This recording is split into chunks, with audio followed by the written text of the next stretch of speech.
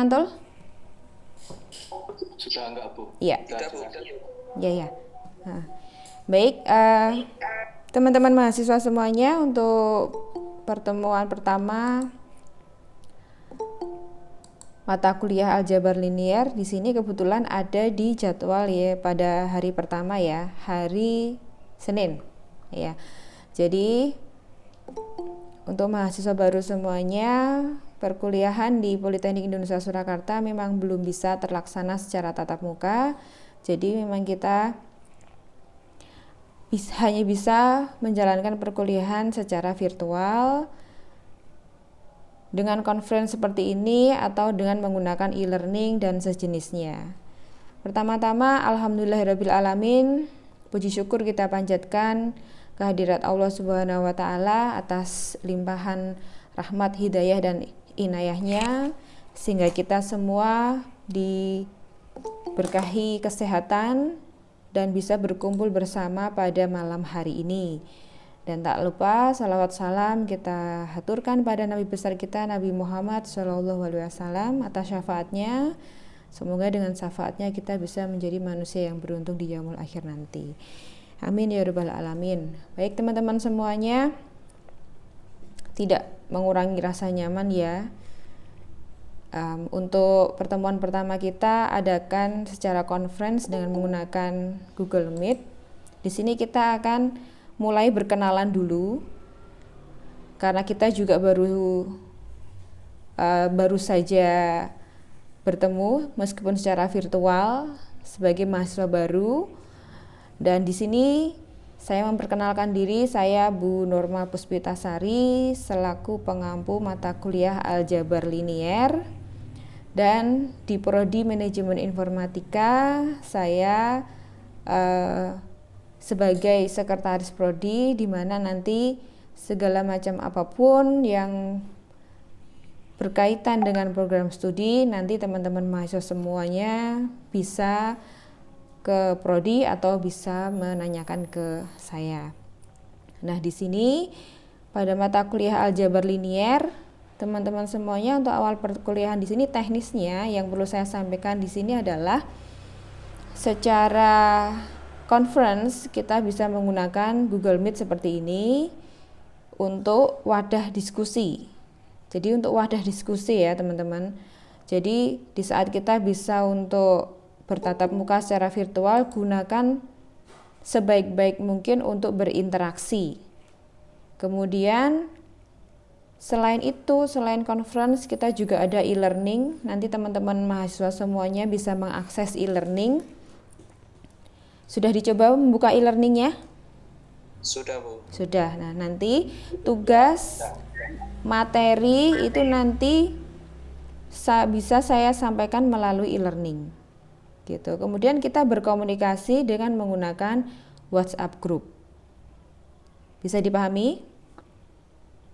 Bisa, Bu. Iya. Iya. Jadi semoga kita bisa bekerja sama dengan perkuliahan ini. Sebelumnya saya share untuk kontrak perkuliahan. Jadi di awal perkuliahan kita perlu tahu kontrak perkuliahan kita, rencana perkuliahan kita ke depan itu seperti apa.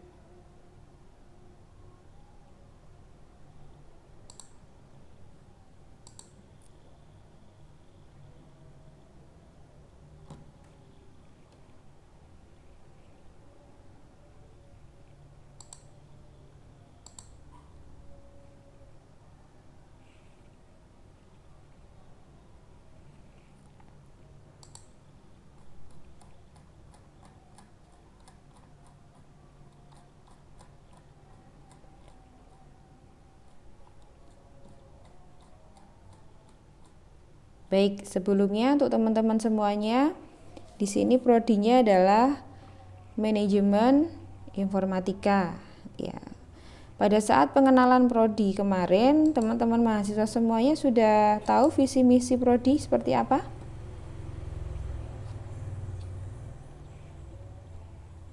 Sudah dikenalkan dengan visi misinya prodi?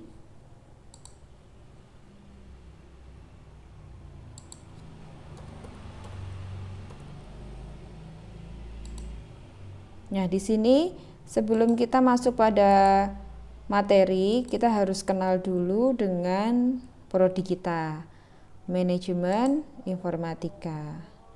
Nah, di sini di dalam kontrak perkuliahan ini saya sebutkan visi dari program studi adalah menjadi pusat pendidikan berbasis vokasi unggulan di bidang manajemen informatika dalam menyediakan sumber daya profesional yang mampu bersaing di tingkat global pada tahun 2027. Itu visinya. Nah, di dalam visi itu terdapat misi untuk menjalankan visi tersebut, untuk mewujudkan visi tersebut. Nah, misi itu diantaranya yang pertama adalah menyelenggarakan pendidikan. Oke, suaranya masih terdengar? Suara saya masih terdengar? Masih, Bu. Masih. Iya. Jadi misi yang pertama itu adalah menyelenggarakan pendidikan profesional di bidang mobile application, pengembang web, kemudian administrasi basis data, kemudian ada e-business, ada administrasi jaringan, ada pengembangan multimedia berbasis mobile, kemudian technopreneurship yang berwawasan luas, berjiwa Pancasila dan bermoral, berbudi pekerti yang luhur, dan mengadaptasi perkembangan ipteks dengan menggunakan kurikulum yang fleksibel, berkelanjutan, dan sesuai kebutuhan dunia industri. Jadi teman-teman mahasiswa semuanya itu bisa memilih di dalam kuliah di manajemen informatika itu mau jadi apa. Nah, karena misi yang dijalankan untuk menuju visi itu diantaranya ada seperti yang tadi saya sebutkan, ada mobile application, mau jadi apa, mau programmer, atau mau jadi peranata komputer, atau mau jadi pengusaha, entrepreneurship, dan lain sebagainya. Itu nanti pilihan dari teman-teman mahasiswa semuanya. Kemudian yang kedua adalah melaksanakan penelitian di bidang manajemen informatika untuk meningkatkan daya saing bangsa. Nah, penelitiannya itu yang seperti apa? Penelitiannya itu tidak harus mahasiswa itu berdiri sendiri. Biasanya dosen yang mengerjakan sebuah riset itu nanti akan menggandeng mahasiswa untuk membantu risetnya. Nah, pada saat itulah teman-teman mahasiswa itu melaksanakan penelitian di bidang manajemen informatika. Contohnya seperti apa?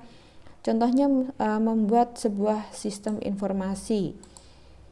Nah, membuat sistem informasi. Jadi dosen mempunyai sebuah proyek atau riset mengembangkan sistem informasi di perusahaan X misalnya. Nah, kemudian teman-teman mahasiswa itu bergabung untuk membantu. Membantunya dalam hal apa? Mencari data misalnya. Mencari data, kemudian belajar. Membantu dosen tersebut supaya teman-teman mahasiswa juga mendapatkan pengalaman. Nah, selanjutnya adalah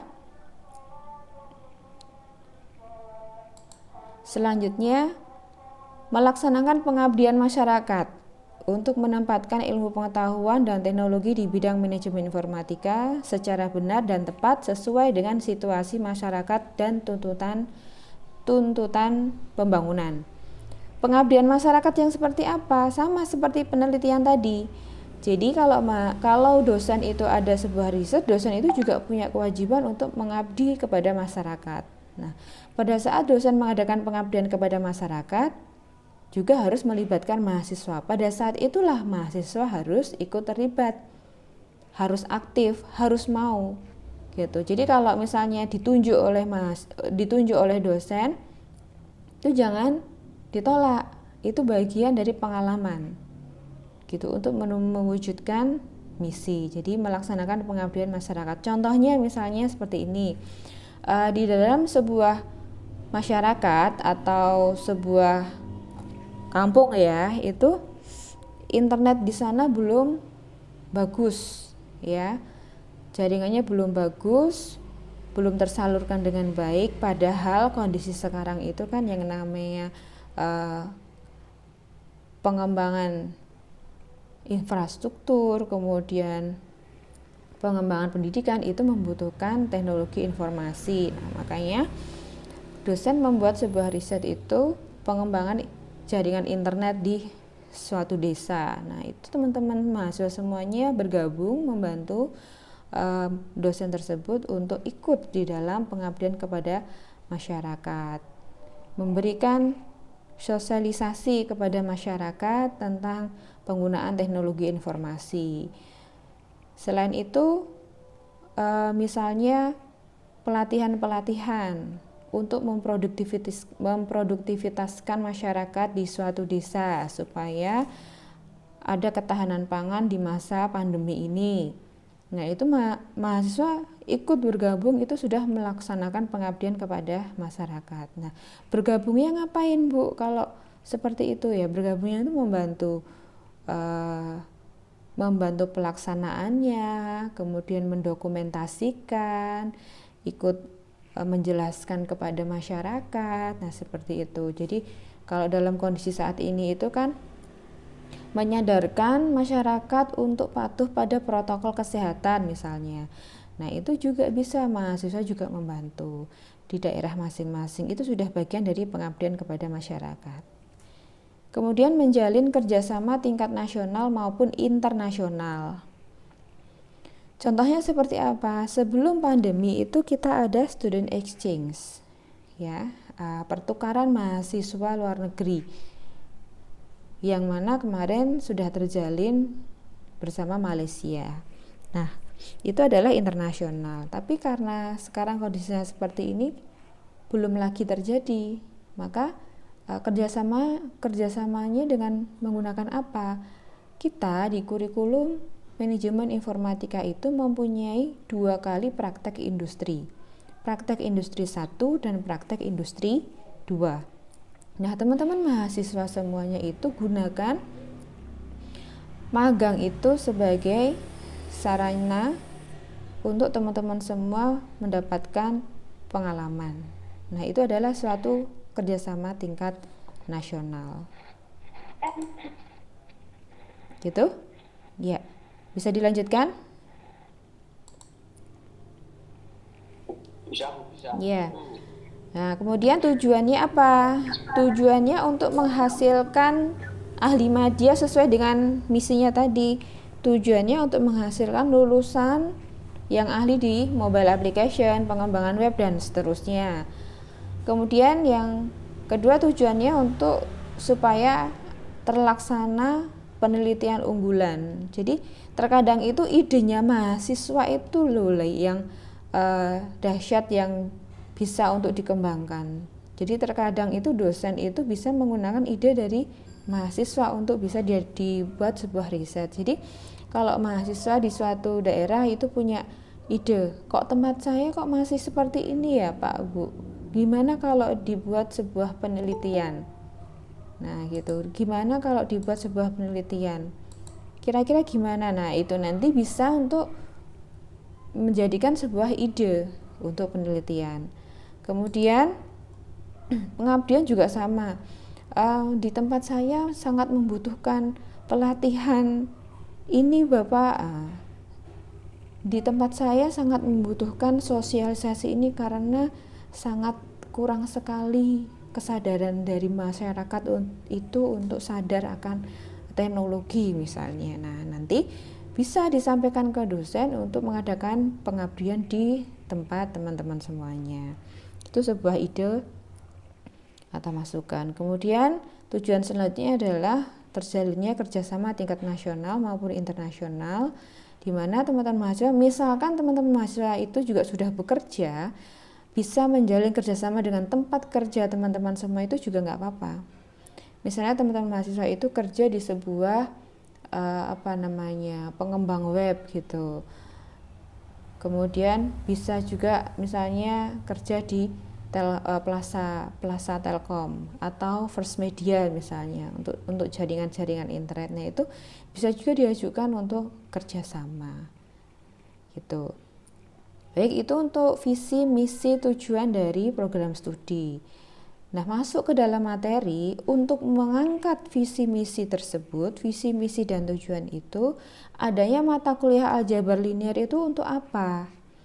Gitu. Aljabar linear kalau teman-teman mahasiswa semuanya tahu, ini adalah bagian dari bidang ilmunya matematika. Tapi bidang ilmu matematika yang diambil cuman dari satu jenis saja, yaitu aljabar linear.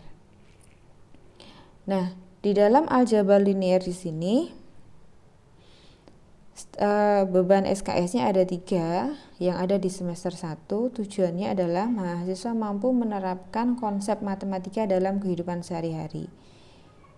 Dan juga mahasiswa mampu menerapkan konsep matematika itu dalam pemecahan masalah. Kalau matematika itu kan sudah dapat dari dasarnya, kan sudah dapat ya teman-teman semuanya. Jadi tinggal untuk pengembangan saja. Konsep-konsep matematis yang bisa digunakan untuk memecahkan di permasalahan di kehidupan sehari-hari. Nah, untuk aljabar linear itu sendiri mata kuliahnya materinya apa saja yang perlu dipelajari? Di antaranya ada sistem persamaan linear, kemudian lebih pada ke matriks dan juga ke vektor. Jadi hanya 2 di sini jenisnya, vektor dan matriks. Jadi matriks dulu, kemudian vektor. Gitu ya. Jadi tidak akan kemana-mana, tidak akan menjurus kemana-mana. Jadi cukup mempelajari tentang matriks dan juga vektor. Untuk referensi bisa menggunakan referensi mana aja, buku SMA, SMK masih bisa digunakan, silakan. Nanti kita pengembangan saja. Jadi untuk itu ya, untuk kompetensi dasarnya seperti itu. Nanti kalau ada yang ingin ditanyakan, silakan ditanyakan. Kemudian untuk kriteria penilaian.